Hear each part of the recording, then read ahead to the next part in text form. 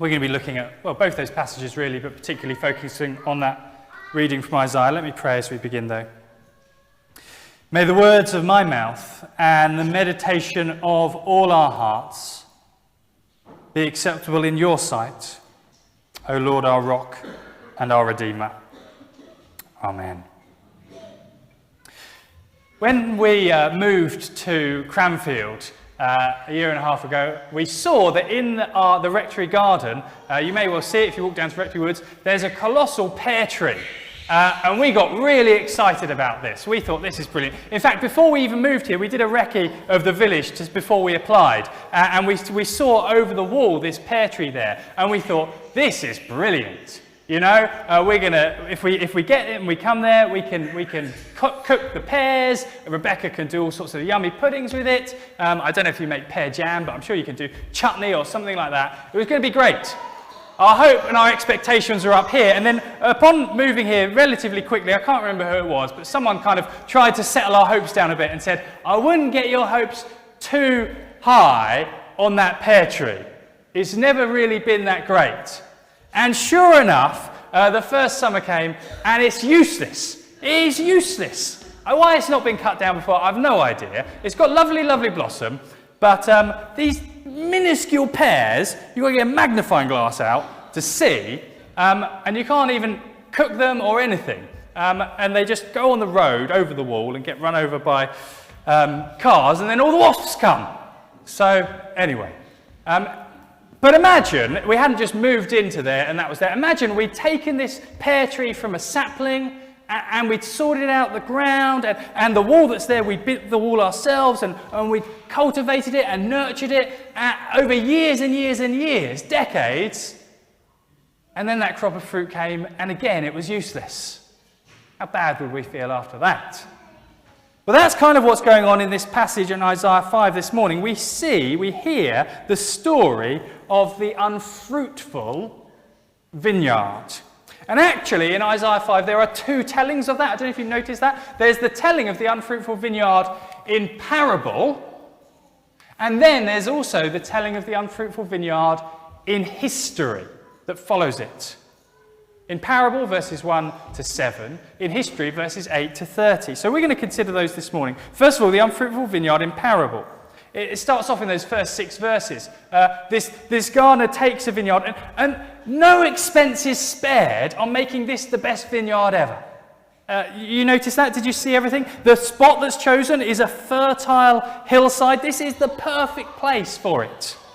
He clears the stones. That takes a lot of work, I tell you that. We've been trying to clear loads of stones out of our garden. The dog keeps digging up. And it takes a lot of work to get rid of stones. There's a lot of work going on here. He chooses, you notice, the choicest vines, the best vine possible for his vineyard. He builds a watchtower to protect it. Later on we learn he's not only built a watchtower, but a wall and a hedge. 3 forms of defence for this vineyard. He builds himself the wine press, hoping for that good fruit that comes. What more could this man have done to make a decent vineyard? You know, verses 3 to 4. Now you dwellers in Jerusalem, people of Judah, judge between me and my vineyard. What more could I have done for my vineyard than I've done for it? But then what happens? We see at the end of verse 4, don't we? When I looked for good grapes, why did it yield only bad? When the harvest comes, there was nothing there. We say bad grapes there, bad fruit there. The Hebrew actually is stink fruit, which is what I'm going to start calling our pear tree, I think. The stinky pear tree, because it's useless. Stink fruit, that's all it brings. And at this point, Isaiah invites Israel, listening to this parable, to make a judgment and say, who do you rule in favour of, Israel? The vineyard or the vine keeper? And of course they have to say, look, the vine keeper, he's done everything. The vineyard is useless. And it's only after that point, after Israel has unknowingly condemned itself, making that judgment, that he gives the interpretation, verse 7. The vineyard of the Lord Almighty is the nation of Israel, and the people of Judah are the vines he delighted in. He looked for justice, he saw any bloodshed, for righteousness, but heard cries of distress. Israel are the unfruitful vineyard that the Lord has cultivated. That's the unfruitful vineyard in parable. Next, Isaiah takes that parable and he says the story of the unfruitful vineyard in history. That is to say, what did that look like in reality? What did it mean for Israel to produce stink fruit, bad fruit? What was that like? And most importantly, what does it mean in history for the vineyard to be trampled? And that's what he goes on to say, the unfruitful vineyard in history, verses 8 to 30. And to tell the story of the unfruitful vineyard of Israel in history, he gives these 6 woes concerning what the unfruitfulness of Israel is. Did you notice them? 6 woes. First one in verse 8. Woe to you who add house to house and join field to field till no space is left and you live alone in the land. Verse 11. Woe to those who rise early in the morning to run after drinks, who stay up at night till they're inflamed with wine. Verse 18. Woe to those who draw sin along with cords of deceit and wickedness as with cart ropes.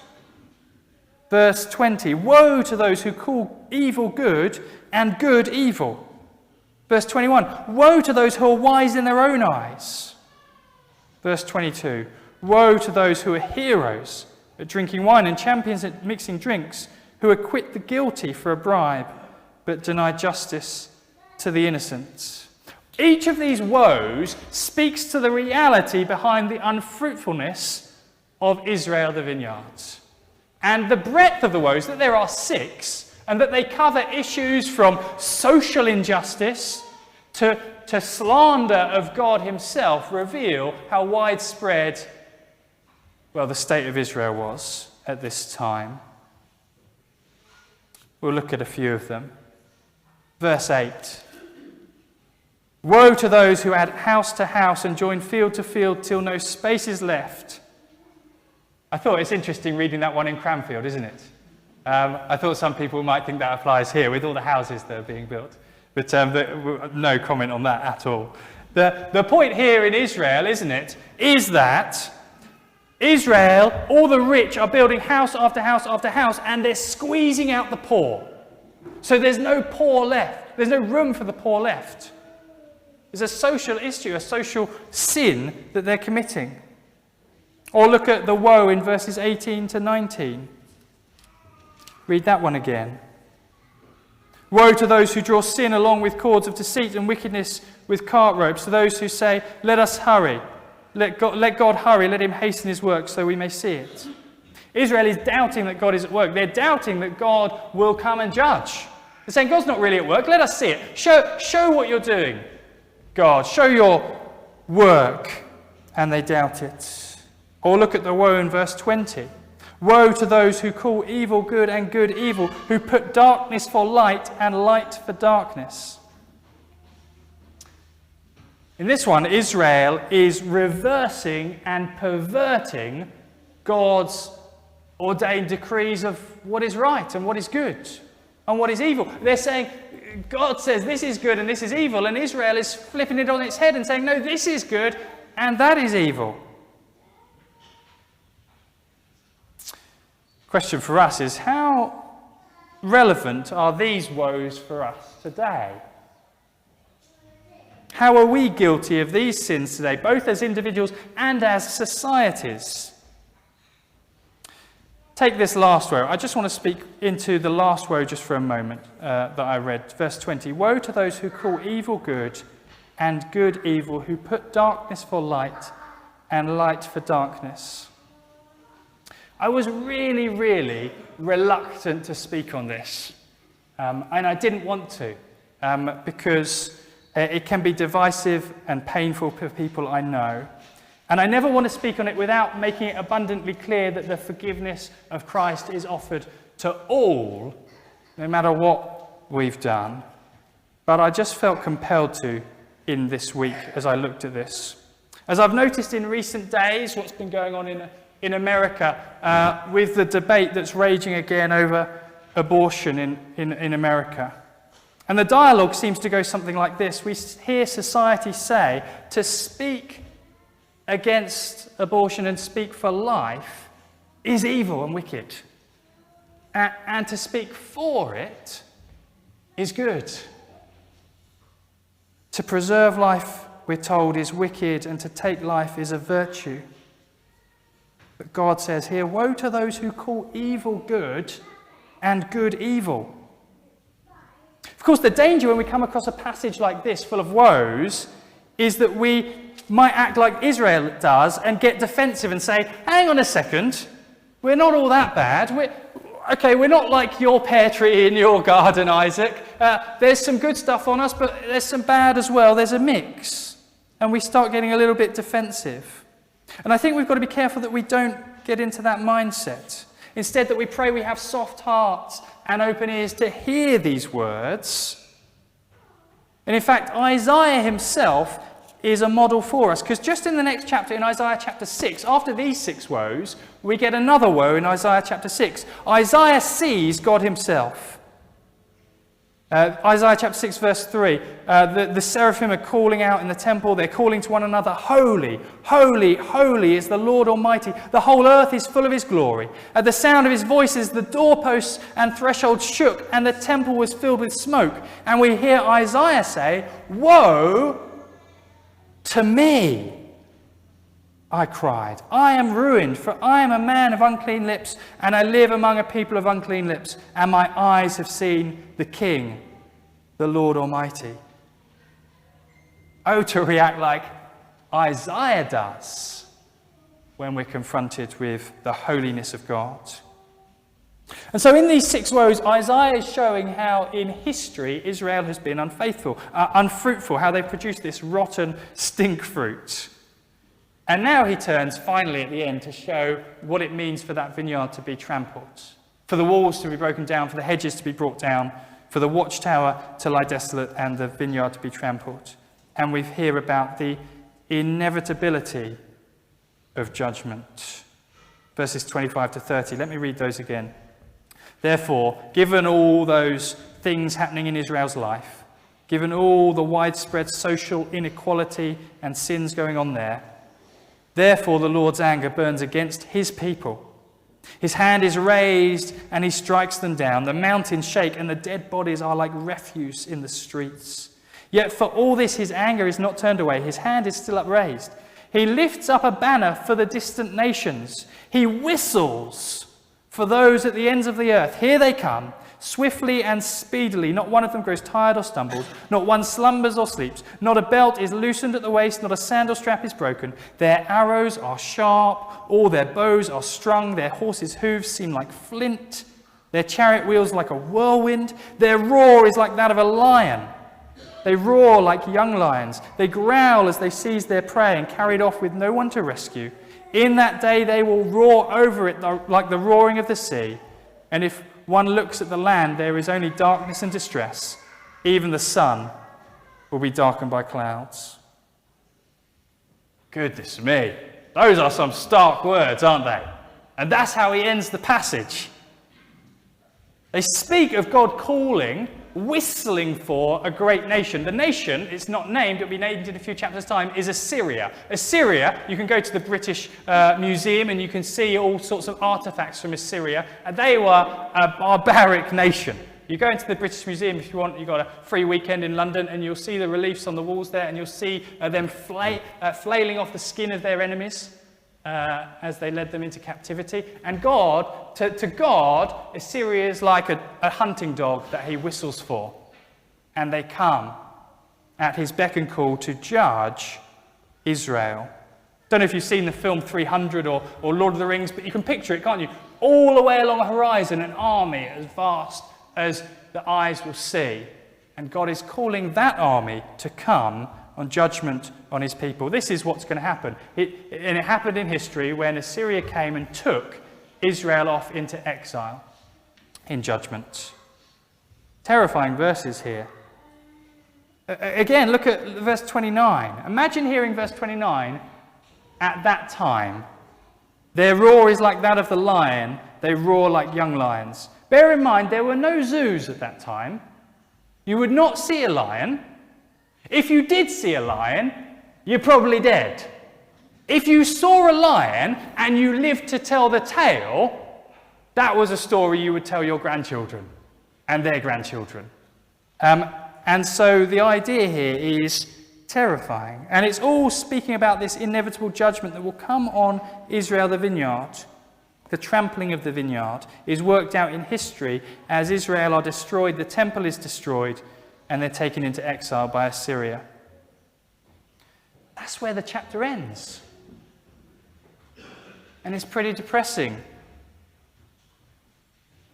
But this inevitable judgment that is coming in this story here, in this prophecy here, we need to understand that was pictured in the parable. The parable of the vineyard pictured the exile judgment of God of Assyria coming. And we have to understand that what we've just read there pictures also the judgment of God at the end of time, where God himself will, again, whistle, as it were, not to Assyria, but he'll whistle to his angels and his Son to come in judgment on the earth. And as I say, that's where this passage ends. And by rights, that's where my sermon should end this morning as well. Maybe you're hoping that I will end there as well. But I want to end with a little glimpse of hope before we move on, and come finish with that New Testament reading we had in John chapter 15. In that reading in John chapter 15, because what happens is Jesus comes and he steps down into history. God himself, as man, steps into history into Israel, who know the parable of the vineyard, and he comes and he says what we hear here. John 15, I am the true vine, and my Father is the gardener. He cuts off every branch that bears no fruit, while every branch that does bear fruit he prunes, that it will be even more fruitful. You are already clean because of the word I've spoken to you. Remain in me, and I will remain in you. No branch can bear fruit by itself. It must remain in the vine. Neither can you bear fruit unless you remain in me. And so Jesus comes and he takes that image of Israel as the vineyard and says Israel was the faithless, fruitless vineyard, but Jesus himself has come as the true vine. And he invites everyone to come to him. He says, look, put your faith in me and you will be grafted in as a branch on my true vine. All it takes is faith. Come to Jesus with faith and you will be grafted into a true vine. Not the vine that will be trampled in judgment, but the true vine that will flourish with fruit. And it is a great word of hope for all of us. As we join with Jesus, putting our trust in him, we don't just avoid that inevitable judgment of the old vineyard that is to come, but being grafted into his vine, we're able to live lives of faith and faithfulness. Remain in me, as I also remain in you. No branch can bear fruit by itself. It must remain in the vine.